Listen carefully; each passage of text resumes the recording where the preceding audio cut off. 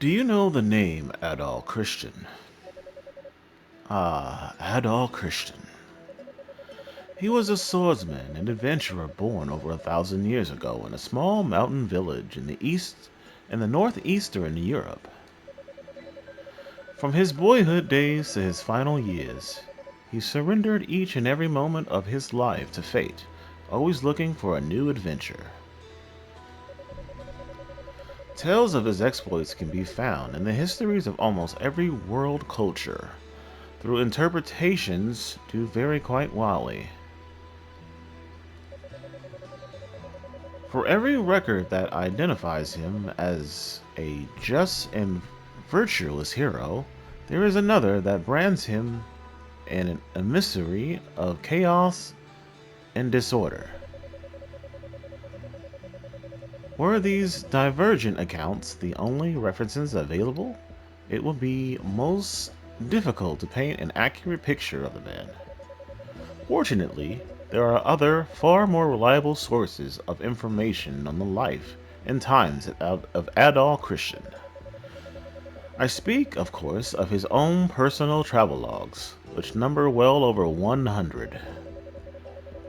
His many adventures have been meticulously chronicled therein, thoroughly detailing every person, place, and event of note. These are not tall tales, but factual accounts.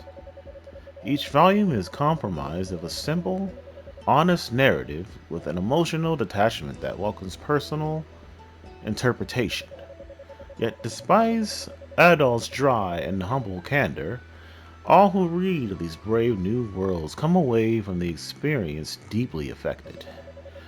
Indeed, 'tis as if the reader is right there with him, feeling just as he must have felt. The events I shall now recount took place a mere 3 years after Adolf Christian set out on his first adventure. Collectively, these accounts are regarded by scholars as the Felghana archives. I invite you to take up Adolf's sword as if it were your own, and allow yourself to become immersed within his words.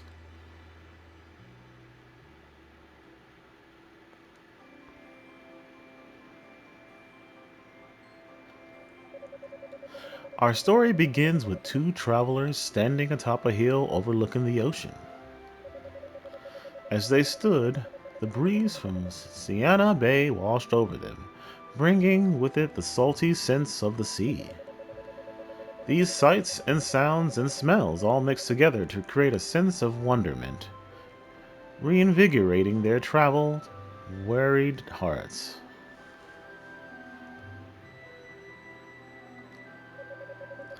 The younger of the two men stood transfixed, staring at a beautiful scenery in front of him. His eyes glinted with vigor and promise. The wren tousled his hair and pulled at his clothes like an eager pet greeting its master. One could scarcely be certain which was brighter, the sun in the sky, or the fiery red locks of a man longing for new frontiers. Needless to say, this was Adol Christian, whose name was already widely renowned for his prior adventures. At the time of our tale, Adol was 19 years old, placing him on the very cusp of boyhood and manhood.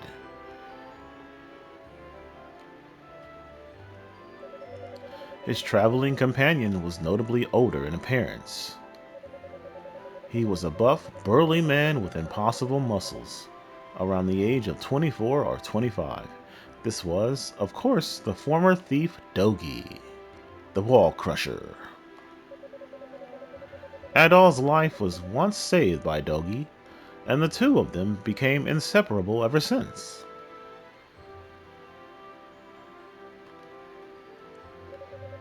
They were like kindred spirits and had journeyed together for around 2 years at this point.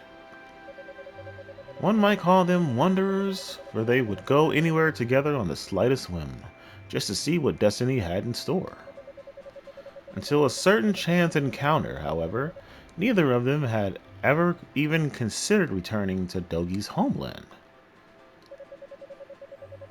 Look over there in the distance.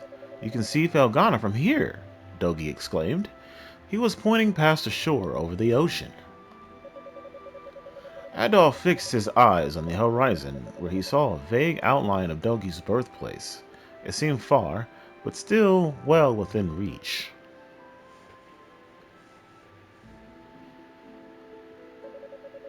Their goal was set 3 months prior when a caravan of traveling merchants visited the town they happened to be passing through. This particular caravan had coincidentally crossed Adol and Dogi's path numerous times, drawing quite a crowd on every occasion. As soon as they unload and set up shop, throngs of people would rush in to buy their exotic goods and hear tales of foreign lands. On that fateful day, Adol, Dogi were among the throngs hoping to learn all they could from the worldliest visitors around. Sadly, the merchants had already been talking with eager townsfolk for hours, and seemed to have tired of endlessly telling their tales. With masses of curious onlookers nipping at their heels, they began making sour faces and complaining loudly of their ill fortunes. We need to rest, my friends. Before this, we passed through a land called Felghana, where we worked hard but sowed nothing. Perhaps feeling guilty at besmirching the name, they continued addressing the tribulations being faced by the Felghana people.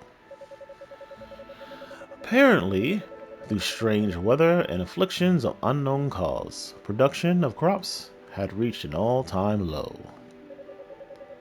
As a result, the cost of living had increased exorbitantly, making the basic necessities of life much harder to come by. Seemed true enough to us, interjected one of the merchants. All the plants in the fields had an unhealthy yellowish hue. The peculiar thing is, the trees in the nearby woods were all green and vibrant. Something was clearly amiss, but certainly under such conditions, who can blame them for not buying our wares? We quickly set out for greener pastures, quite literally in fact, and here we are, albeit weary from the ordeal.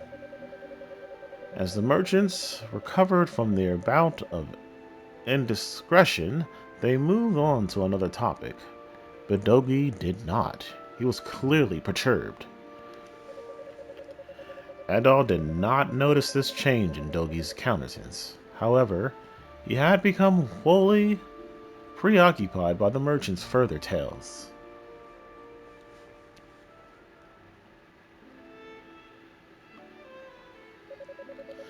It wasn't until later that night that Dogi finally spoke up. He revealed to Adol that he had been born and raised in Felghana, in a small town called Redmount. And after leaving Redmount to see the world 8 years prior, he had never once returned to visit. I keep meaning to, he said, but I just never got around to it. And now it sounds like they're really in trouble, Adol. Adol put a finger to Dogi's lips, cutting him off mid-sentence. No more needed to be said without a word. Adol nodded his consent. Dogi's expression brightened instantly. In that moment, their next destination had become clear. The following morning, they were set out on a long journey to the town of Redmount, in the land of Felghana. As the two of them made their way across Europe, Dogi recounted tales of his boyhood, painting an image for Adol to envision. We've been to a lot of different towns, and some have been really gorgeous, but Redmount trumps them all. The streets are filled with a warmth and energy unlike any place else in the world, and the local fruits and crafts are the best. The people, too, are about the nicest you'll ever find. They'll give you the shirts off their back if you needed them. I was actually orphaned at a young age, so the whole town basically raised me, and I never once felt lonely or anything. I always helped out at the inn, and the owner there was kind of like my mother. She really looked out for me.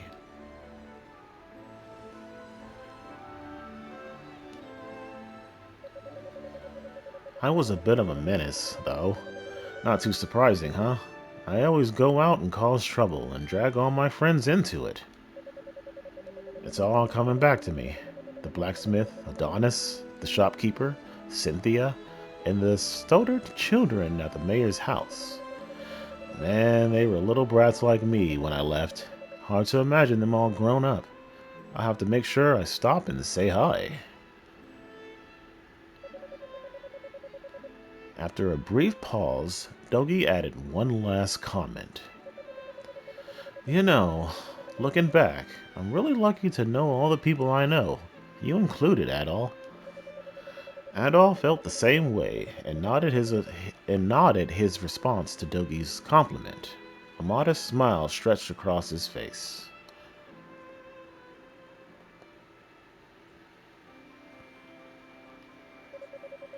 The two of them stared at Siena Bay for just a short while longer before walking down the hill towards the harbor. The road into a port town was well maintained, clearly intended for tourism and trade, but it was also strangely empty. As noontime approached, a small group of horse-drawn covered wagons crossed their paths, breaking the day's calming silence. Each wagon was decorated with flags, and the passengers were adorned in unusual colorful garments. For Adal and Dogi, this was a dead giveaway that they've encountered a gypsy caravan of fortune tellers, acrobats, and such. These were nomadic people who had no home outside their own coaches and were most renowned for their highly accurate divination. Dogi called out to one of the drivers, and slowly the caravan came to a halt. He asked them if they knew of the troubles in Felghana, and they were indeed aware of the rumors. But sadly, they knew no more than what the traveling merchants had previously revealed. After conversating with them for a short while longer, Dogi suddenly had an idea. He looked over at Adol. Hey, Adol, let's say we get our fortune told. Maybe we can find out what's causing all the problems in Felghana that way. Adol nodded his approval, and Dogi paid the fortune teller.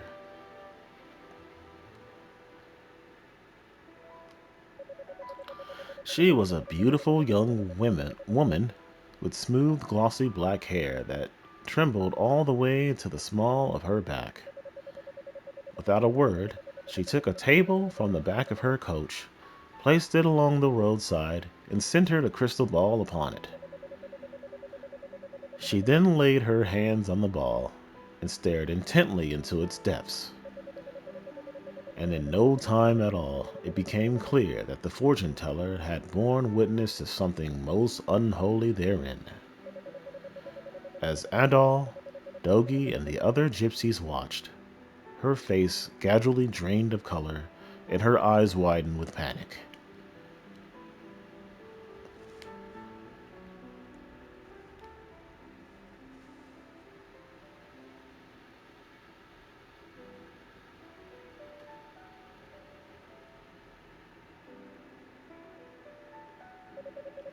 Then, small cracks began appearing along the crystal surface, and all at once it shattered out into innumerable shards as if detonated from within.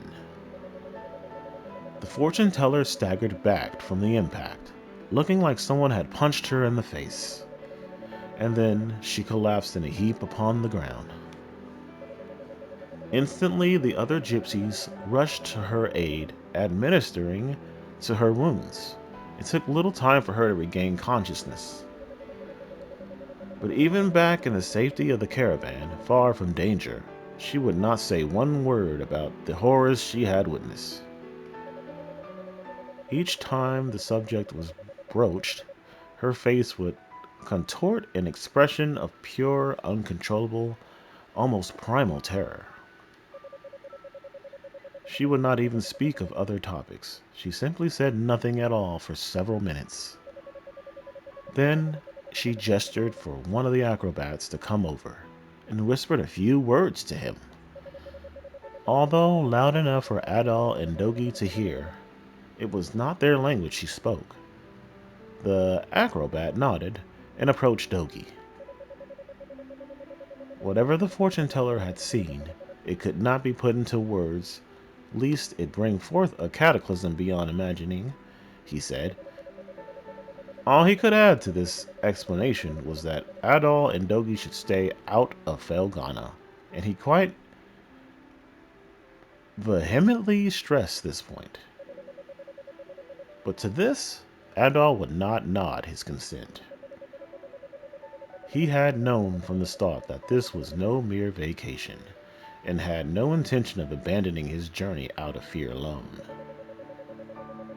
Dogi was of the same mind, and firmly shook his head.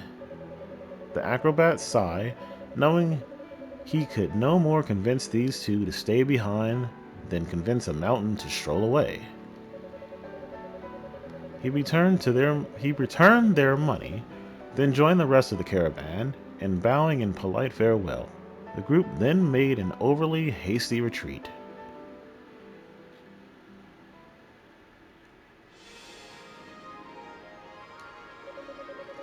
Shortly thereafter, Adol and Dogi arrived at the nearby port town, where they stayed the night to recuperate from this unpleasantness.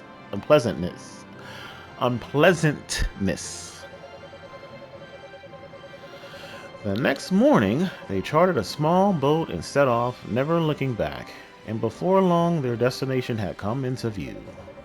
"Look, Adol!" exclaimed Dogi. "There it is! Felghana, the land where I grew up. We're getting really close now." The sun was hidden behind a mountain range far in the distance, dyeing the earth and sky alike an airy shade of crimson. Still, Adol could see the land growing ever nearer. As he stared, he couldn't help but think of that poor fortune teller. Dogi, on the other hand, had a wide-eyed, childlike expression on his face. "It's as beautiful as I remember," he said glowingly. Adol simply nodded in silence, never once turning his gaze from the ever-encroaching mask of twilight-hued land before them. It certainly was beautiful, but there was something else about it as well.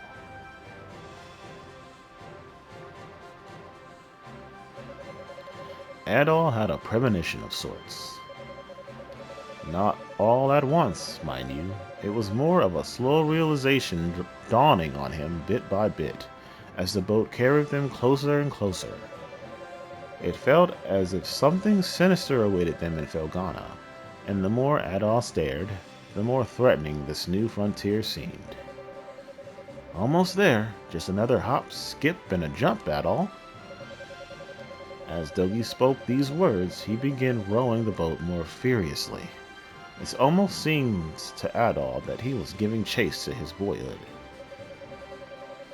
Adol shook off his misgivings and forced his arm to row in time with Dogi's enthusiasm, and soon the boat was assured. It is only at this point that the adventure truly began.